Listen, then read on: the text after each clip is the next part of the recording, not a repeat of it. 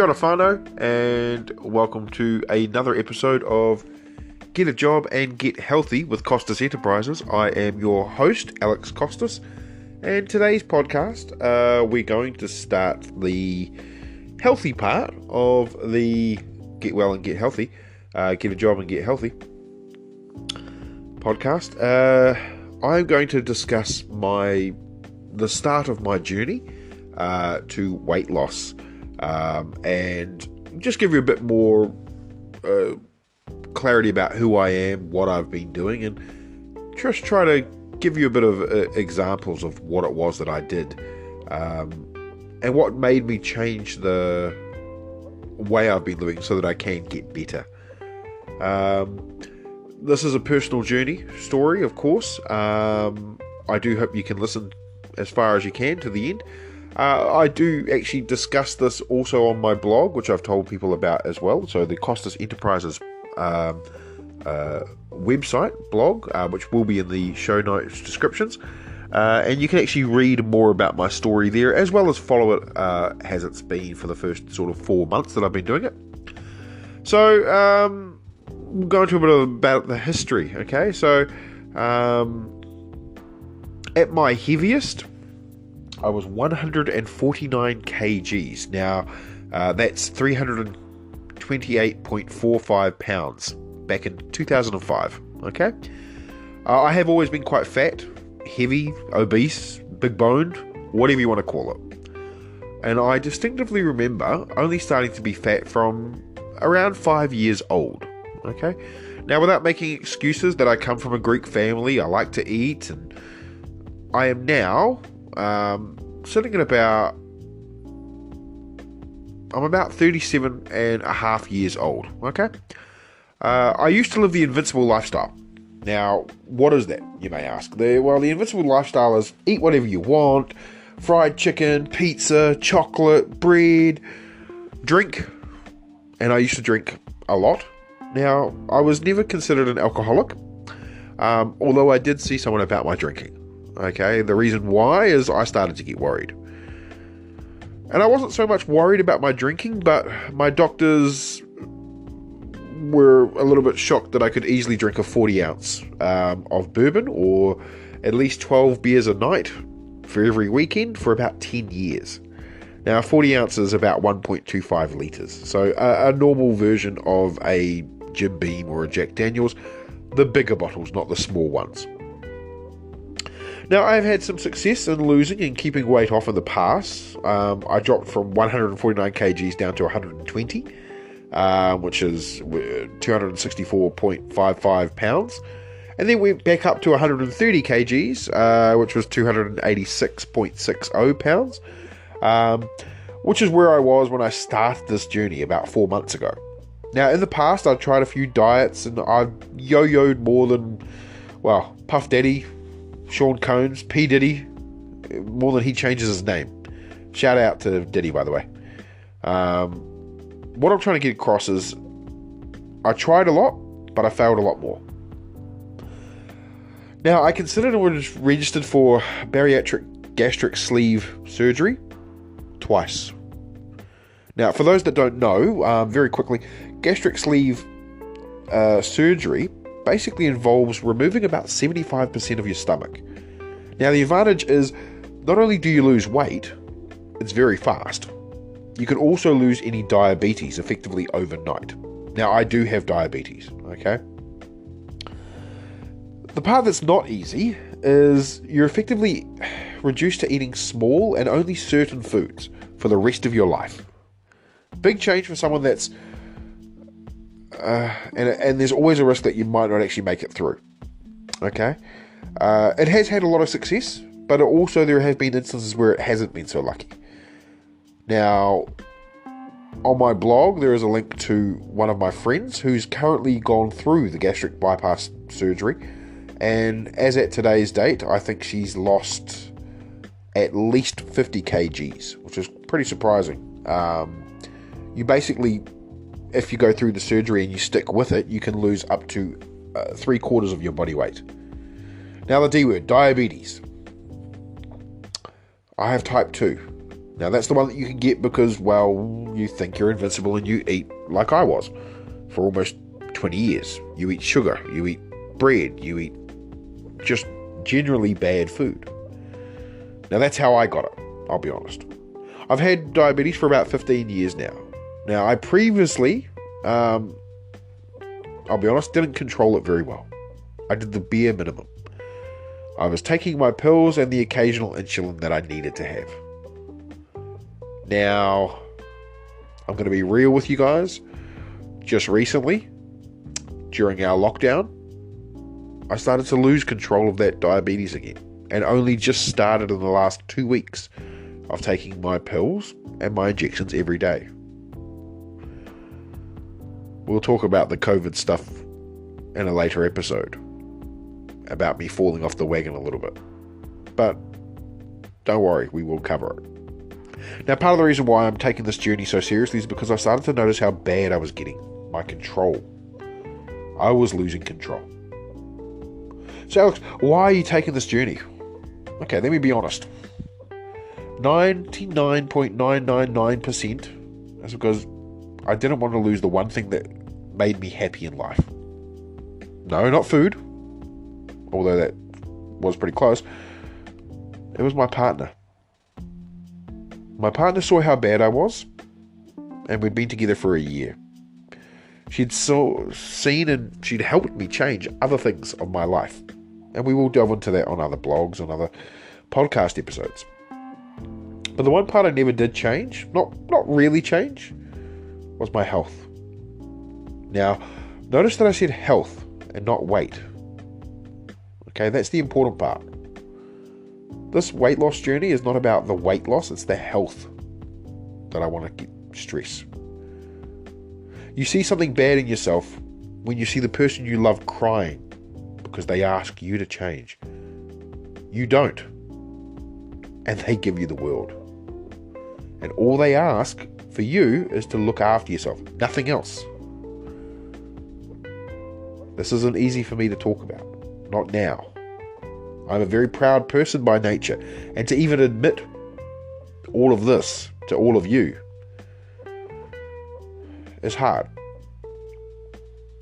But if the last couple of sentences haven't told you and made you aware of your situation, because a loved one shows interest in you, wants care for you, wants you to change for the better, and you see them hurting and you do nothing, wake the fuck up and change. Let me repeat that. Wake up and change. Now, on my blog, I sort of stop in the middle when I'm talking about this, and I talk about, okay, I'll be completely open and honest. I am an Amazon affiliate, and I have a link in there which goes to a book called The 5 Love Languages. Now, this book helped change my life. It was when I was reading it that I started to see what I was doing. I started to see how I was trying my best to meet what I thought was my partner's love language and was completely the other way on that. If you do decide to read this book, I ask, please, first, go through my website, purchase the book through Amazon, or anything through Amazon. You'll find a link in there, as I am an Amazon affiliate. It is a great book, okay? Now, enough of the plug. I want to help you learn to fill up your partner's love tank. If you read the book, you'll know what I mean. So that's enough about sort of the history. So what am I doing now? What's different? Now, as I mentioned, my partner's the one that told me how I can fill up her tank. It was simply try to get healthier. She made a meal plan, and I said I'd follow it. The meal plan is customized to me. Now, It's a specific meal plan because of the simple fact that I'm a very fussy eater, okay? When I started this journey, I didn't eat a lot of vegetables. And the ones that I did eat, some of them were pure carbs, which is exactly against what we're doing. Now, if you follow weight loss and diets, you've already jumped to the conclusion of what my partner was getting me to do. You were quicker than me if you guessed the keto diet. Now, for those that don't know, there are heaps of keto recipes and diets out there and variations. One thing I was most worried about, what if I get a hypoglycemic attack? Now, for those that don't know, a hypoglycemic attack for a diabetic is when you have either too little blood sugar or you get a hyperglycemic attack, which is where you have too much blood sugar. And it basically means you could pass out, and in some instances, people have died from these as well. Now, the reason why I had this concern was because keto is all about no sugar. It is effectively no carbs and very little sugar intake. Now, to give you a little idea of why I was worried, a normal and healthy person's blood sugar is between 4 and 6, okay? That's the usual scale. At the time I started this diet, I was around 23 to 24. Now, as you can imagine, I was very worried. Now, I will cover a bit more in another episode, more about the actual start of my journey, and we'll go through month by month how I was doing. But overall, I'm happy I changed.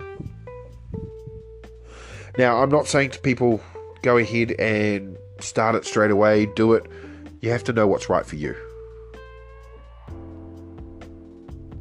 I will be honest, I didn't think it was right for me. I'm glad I decided to change. So, what we will do is, rather than stopping the episode now, I'm going to go into the first month. Now, this can be a pretty long read, so bear with me. But I try to cover off everything that I've done. And yeah, it's definitely an interesting one. Now, one thing I do want to cover off is how great everyone was when I posted this journey, when I started posting about my journey. Everyone was really supportive. It really made me happy that I was going through it. Now, I was posting things on Instagram, food that I was eating, breakfast, lunch, and dinner. I was cooking my own food. I basically went about 3 weeks without any takeaways or sweets. It was pretty good.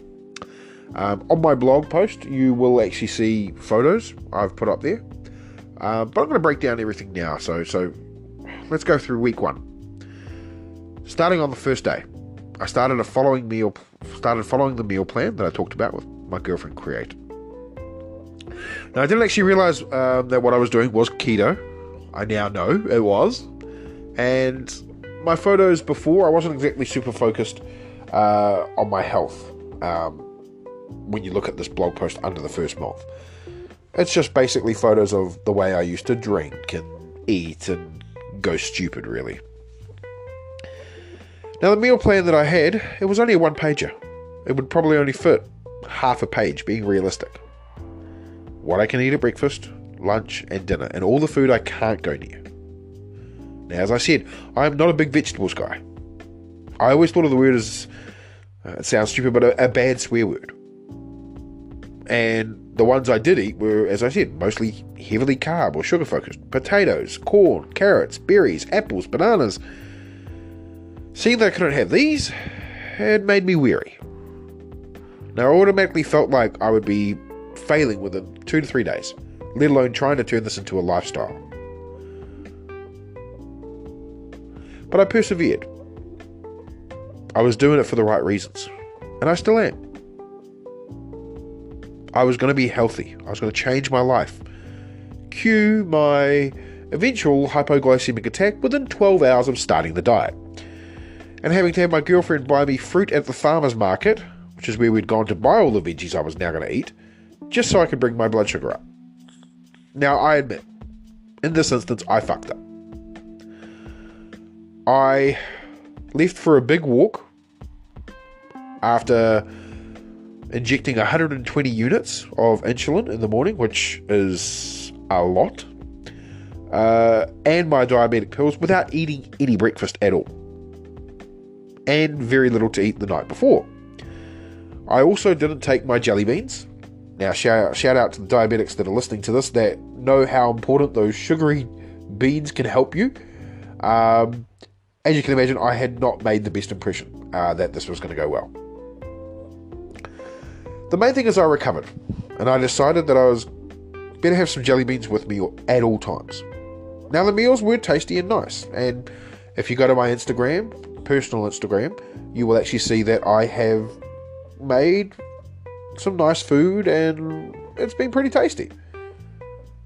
But before I started the keto diet and lifestyle, I had started increasing my walking. I was trying to go 10,000 steps a day, and at the time I started it, I'd increased it up to 12,000 steps, and was hopefully climbing it as we go, so getting closer to 15,000, 20,000 steps if possible. Now, during this time, like literally just before I started my change in lifestyle, notice how I said lifestyle and not diet. The reason I'm saying lifestyle instead of diet is because, let's face it, most times I tried to diet, I died at doing it. I discovered Sweatcoin. And you're asking, hey, what's Sweatcoin? Now, I will get into Sweatcoin a little bit later. But this isn't a plug. Well, it is a little bit of a plug. But basically, Sweatcoin is a cryptocurrency. You earn it by walking. Seems too good, I know. Seems too good to be true. But it is actually true. Now, if you go through my link, you will find a link to the Sweatcoin. And full disclosure, if you sign up, I get $5 in Sweatcoins if you use my code. However, I am going to do a full podcast about Sweatcoin a little bit later. It really did help me because I enjoyed walking. I enjoyed seeing my coin increase, because who doesn't like to see money go up? Now, bear in mind, this is not actual money, but it is a form of Bitcoin without officially being Bitcoin. It gave me an incentive to keep walking. Day 3. Literally day 3. We're not even past week 1, and I had another hypo. This time I was at work. Now, the mistake I'd made this time, I'd been monitoring my blood sugars, but the one thing I hadn't done was change my insulin. Now, naturally, with low blood sugar, the low sugar that I was eating, my natural blood sugar would be reducing. Now, that was a fact I saw while doing my blood sugar readings. This time I called my friend who works in the diabetic field, and what did she say to me? She said, get to the doctors. Now, I was going to go back and do, get this voice in the old Arnie, get your ass to the doctors. But I thought, no, she would probably not appreciate that. It's if you do though, go back to that sentence and think to yourself, like, get your ass to the doctors, like Arnie from Total Recall. And every time someone listens to that or reads that, I want them to laugh, because that's what it's intended to do. So I took my friend's advice, and then luckily on day 5 I was able to see my diabetic nurse. He wasn't very happy with me at all, actually. Not because of the changing lifestyle. He was happy on that. Or the walking. He was happy with that. What he wasn't happy with was the fact that I had not had a blood sugar test, which is an HbA1c. I know, all fancy words, but this is the term that uses to measure blood sugar. I hadn't done one in about 18 months. I'm supposed to do one every 3 months. Yeah. Wasn't too proud of that. But my diabetic nurse went through my meal plan and issued me a diabetic machine. My old one was over 10 years old. Now, I am a bit of a tech geek, and I do love my sci-fi, so naturally, when my friend who works with diabetes turned around and said there's a new blood sugar monitor which connects via Bluetooth, I thought, wait, I don't have to write anything in a book anymore? Sign me up. And if you are diabetic, and specifically if you're in New Zealand, I'm sure it's available in other countries as well, but talk to your doctor about getting one of these specific blood glucose machines. They're amazing. Just the simple fact that they connect via Bluetooth is amazing. Now, the condition of my new machine, I had to come in every week to talk to the diabetic nurse. When I discuss week 2, I get a bit more into it and I explain why that was actually a great idea. So I managed to get through the first week with only a few minor hiccups. Seems like I get used to the meals. I was having things like sausages and eggs for breakfast with lots of veggies, steak, chicken or fish for lunch, and again, copious amounts of veggies, and then repeat for dinner. So over the first week, my mind didn't actually wander. Can I actually do this for a sustained time? Can I make this a lifestyle? I mean, won't I get sick of the same meals over and over? Well, 4 months on, and I can say I still enjoy the meals. And I'm still trying to create new ones. So yeah, I think I can. Week 2. So, I'm getting to the point of cooking my food and actually enjoying it. But there is one thing that's bothering me. And it's not what you think it is. And if you've read my blog post, you'll know what it is. Bread. Sorry, what? Bread? Yes, that's what I said. Bread. God, did I miss bread. So it's one of those essentials that I didn't even think I was going to miss. The funny thing is, it wasn't actually for the bread itself. Okay, stick with me here. But it's what I could put on the bread. Peanut butter. Marmite. So for those overseas, if you haven't tried Marmite on bread and butter, it's an experience that Kiwis either love or everybody hates. The point is, I couldn't see myself putting peanut butter on a cracker, because, carbs, or bread, because, carbs. I didn't really want to put some Marmite on a slice of cucumber. No thanks. So I expressed this frustration to, anybody that would ask me, hey, how's it going? The cravings for those beautiful carbs did hit me pretty hard. But I pushed through the struggle and munched on more bell peppers and cucumbers. Now, we touched on the big D before, diabetes. Week 2, and seeing my diabetic nurse was a little bit better, as I didn't see the same person, but what I did get was a result of my blood sugar. So before I saw the blood sugar nurse, I was told to get another test. My test was 97 out of 100 and something. If this was a classroom, I would pass, but not in the world of diabetes. So to give you some clarification, a healthy person's blood sugar should be between 40 or 60, or as I said previously, 4 to 6. I was sitting at over double that. But the diabetic nurse looked over the food I'd been eating, as I'd been tracking everything through MyFitnessPal, and if you aren't using MyFitnessPal, it will change your life, so please do. The diabetic nurse tapped me on the head, wished me well, until next week when my original diabetic nurse would see me. So it had been 2 weeks and I was thinking I wouldn't see any change. Well, you'd be wrong. Okay, I'm not going to make out I lost heaps and look like a Greek Adonis of a man that my heritage suggests I should be. However, I was definitely noticing my increased mobility. The tightness in my belt, the tightness in my breath was disappearing, and being sore for lifting my fat ass every time I needed to move. So at the moment, I'm calling that a win. Now, week 3. This was a big week for me. The week before, I did something that really surprised me. I walked home from work. That was a distance of about 7 k's across hilly terrain of Wellington. And it took me 3 hours. Now, I have since moved address, so I would be more closer to 10 k's away from my work now, maybe 14. And I do intend, when the weather gets better, to try that as well. Now this week, not only did I do that walk and I did the same walk in week 3 for 2.5 hours, I also went for a massive walk in the Red Rocks Reserve. Now, this reserve is some pretty cheeky seals, like the actual seal, and is somewhere I've always wanted to go. I've lived in Wellington all my 37.5 years. I've never seen it. Way to see the world, right? Food was going well, but that craving for bread was still there, and this week it was like one of those cheesy horror film taglines, it was back for a vengeance, or don't go to the bakery.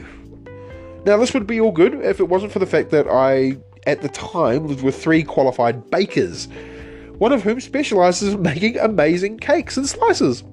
Temptation is real, people, and her name is Carb City. Now my girlfriend, my partner, knew that I had a problem with this, and how much it was getting to me. So she made me a deal. Before I started my keto journey, I used to frequent Domino's, and at the time I had a free pizza voucher for them. So I texted my girlfriend one night and fessed up that I still had it. And I'm going to be completely honest, I almost slipped and spent 20 minutes trying to convince myself not to use the voucher. Now, when I say I'd convinced myself, it wasn't a, hey, you don't need to do this, you're okay. I had logged into the app. I was ready to press purchase. And I stuck at that purchase screen for 20 minutes, arguing with myself, do I need this? Can I not do this?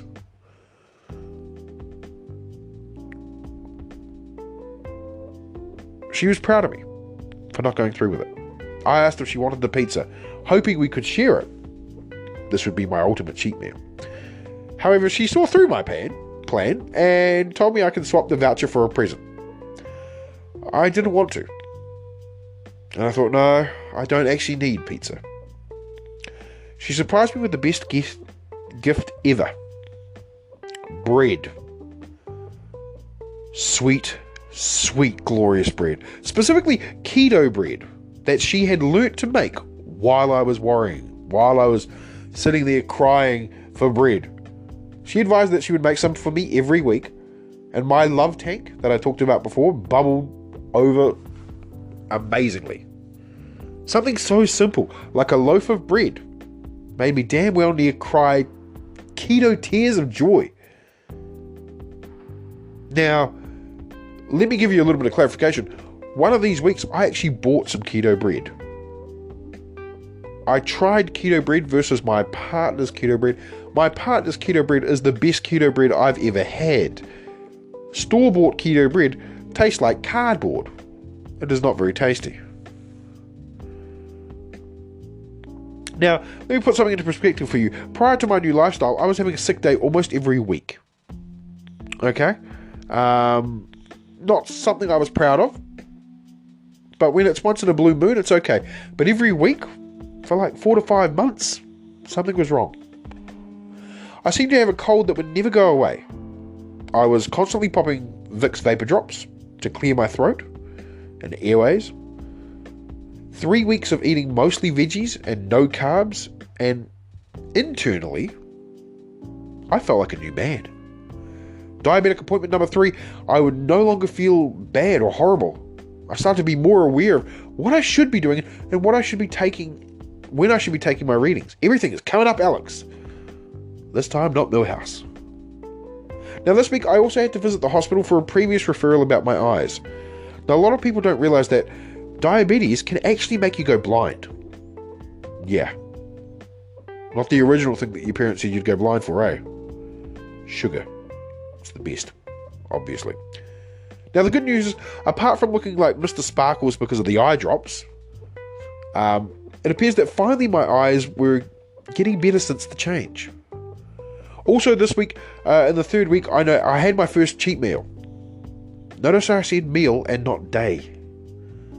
It was Valentine's Day. My partner and I went to a restaurant and I had ribs. Not a lot, but just enough. It was a welcome change. It wasn't pizza, it wasn't pasta, but it was delicious.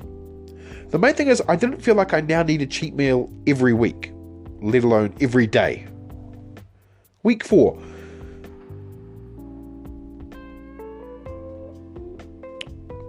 I went to my diabetic appointment and it went quite well. We adjusted my units, and I can already tell from my reduction of insulin and my readings that I knocked off around 40 units from my score of 97. Now, I have promised that in April I would go for another blood test so that I would have a huge indication of when that's changed. I haven't had a chance to do that since COVID-19, but I do look forward to it. I no longer feel shame walking around, and the confidence that everyone has given me from their support and their love makes me feel like I'm doing the right thing. It also inspired me to keep going. Now, another thing that I want you to remember, and as I said before, I am an Amazon affiliate. Now, one of the things I mentioned in my blog is a book that I also read, which helped me change my mind. And if you do decide to go and buy it, as I said, please go through my website, help me get a little bit of money from the book Unshakable. It's a Tony Robbins book. And I know you're thinking, hang on, Tony Robbins, what, that motivational speaker? Trust me, that book is amazing. While the book is mostly about investing in index funds and diversifying your portfolios, it talks about changing your mindset and effectively trying to make your mind unshakable, hence the name. Now, I'm not going to lie, it actually helped me quite a bit during week 2 and week 3. That was when I feel I was going to fall off the wagon. Go have that slice of non-keto bread, go buy that chocolate. But the point I want to make is, it's not just the health stuff that I'm eating or moving around. It's also about changing my feelings, my emotions, my mindset. It is worth a listen or a read if you have a chance. And I will cover off my mindset in another episode. And once again, thank you for the time for listening. I know it's been a long podcast for me. 32 minutes is a long time. If you do go to my blog, you will find the photos that I've got there as well. Things like me at the Rugby Sevens, me dressed up as Psy from Gangnam Style doing a pub crawl that I organised. The big surprise one was photo number 3, which is me on my 30th birthday drinking 30 shots in 7 minutes. Something drunk Alex used to be very proud of. I did this 4 years in a row. I've also got a photo of some of the food that I've eaten. And at the time I wrote the blog post, I was 124.4 kgs, or 274.25 pounds. As of today's date, I'm down to 119.8 kgs. So I've lost a further 5 kilos since then. Meaning, in 4 months, I've dropped 10 kgs already. Now, I'm going to continue with this journey. I hope you decide to come with me. Thank you for taking the time to listen to this podcast, my ramblings, and I hope it's given you a bit more of appreciation of why I want to change, but also why I want you to change, why I want you to get better, because we can all do it. Until next time, have a great one, guys. Get a job, get healthy. I'm Alex, signing off. Have a great one, and good luck.